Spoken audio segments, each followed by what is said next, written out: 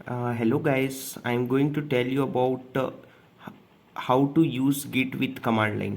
तो हम command line से कैसे यूज़ कर सकते हैं। सबसे पहले हमको चेक करना होता है गिट के वर्जन को। तो गिट माइनस माइनस वर्जन लिख के अगर हम कमांड प्रॉम्प्ट में लिखते हैं तो हमको मिलता है गिट वर्जन।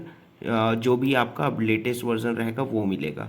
उसके बाद अगर हमको कन्फिगर करना है फॉर द फर्स्ट टाइम, अगर हम कन्फिगर करना चाहते हैं version control as each git commit uses this information, तो हर एक गिट कमिट ये इंफॉर्मेशन सेव करके रखता है। तो उसके लिए हमको पहले यूज़, अगर या नेम को अगर हमको कन्फिगर करना है तो git config minus minus global और यूज़र का नाम यूज़र डॉट नेम और इन्वर्टेड कॉमा के अंदर हमको वटेवर जो नेम लिखना रहेगा वो लिखना है।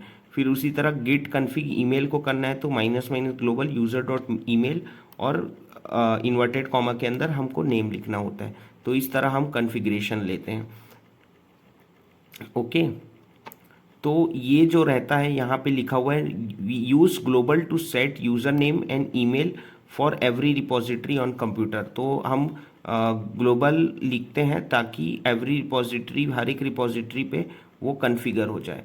फिर क्रिएटिंग फोल्डर, फोल्डर कैसे बनाते हैं, mkdir लिखने से अगर हम कमांड प्रॉम्प्ट के थ्रू mkdir और उसके बाद जो भी प्रोजेक्ट फोल्डर का नाम लिखना रहता है, लेट सपोज माई प्रोजेक्ट, सो उससे फोल्डर बन जाता है। और अगर हमको उस फोल्डर पे जंप करना है, उस फोल्डर पे जाना है, तो हम cd लिखते हैं as a prefix and then folder का नाम।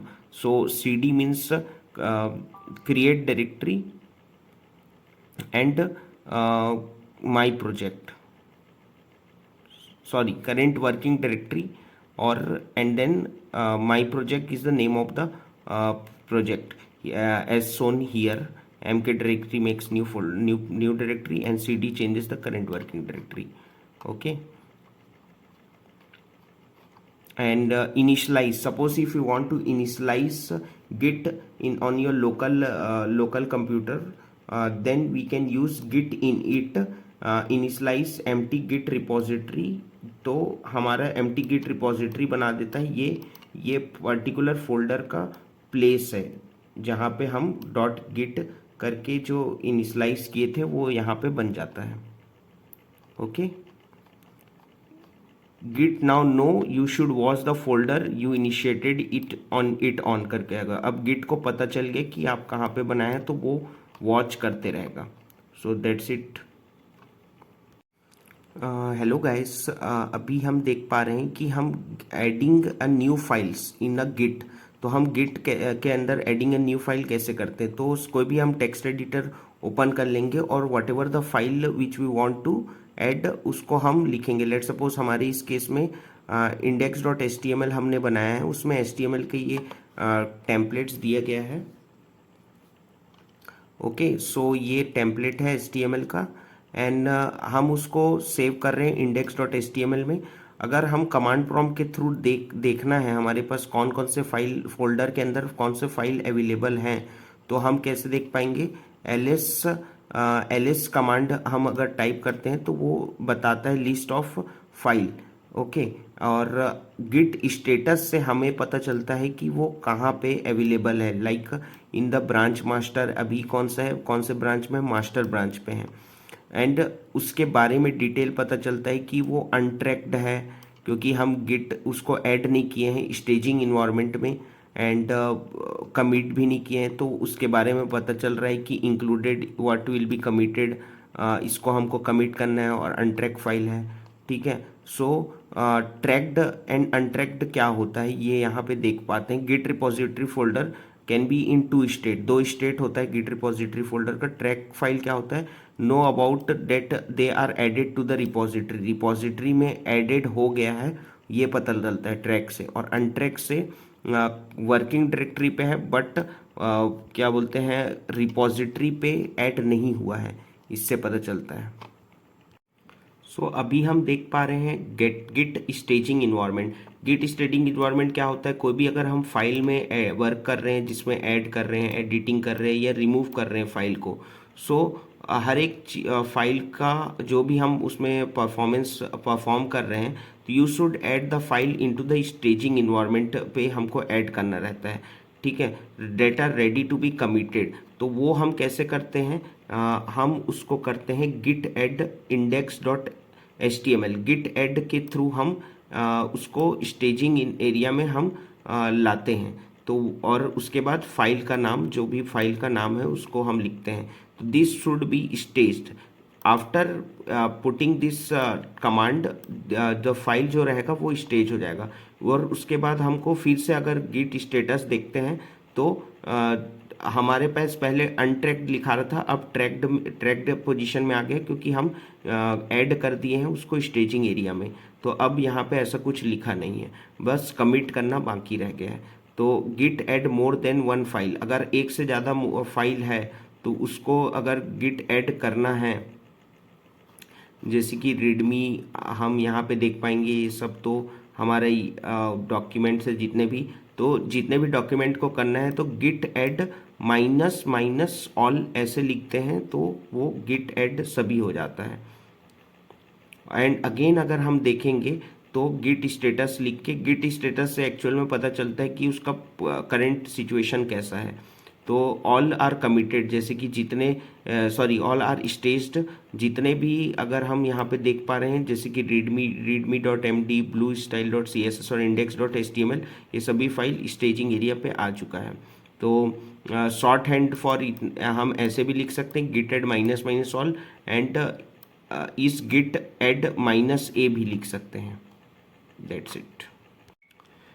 अब हम देख पा रहे हैं गिट कमिट के बारे में। तो गिट यहाँ पे लिखा हुआ है कि git considered each commit as a changes point और सेव पॉइंट, तो हम सेव पॉइंट की तरह उसको मानते हैं, जैसे कि आफ्टर स्टेजिंग के बाद। तो हम यहाँ पे देख पा रहे हैं कि वी शुड ऑलवेज, अगर हम गिट कमिट कर रहे हैं तो हमेशा एक मैसेज देना होता है, जो भी हम मैसेज देना चाहते हैं। जैसे कि हम कमांड प्रॉम्प्ट पे लिखेंगे git commit then -m for message, and उसके बाद ब्रैकेट इन्वर्टेड कॉमा के अंदर हम जो भी मैसेज देना चाहते हैं, like in this case first release of this hello world, and वो फिर कमिट एरिया पे आ जाता है। जैसे 3 file chain and 26 insertion plus यहाँ पे लिखा हुआ है तीनों के लिए, जो कि कमिटेड हो गया। The commit command perform commit -m message, जैसे मैंने बताया। Git commit without stage, without stage कैसे करेंगे?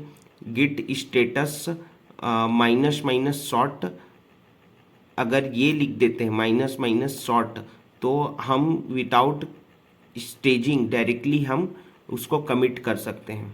Short status flag minus minus untracked a edit file to stage.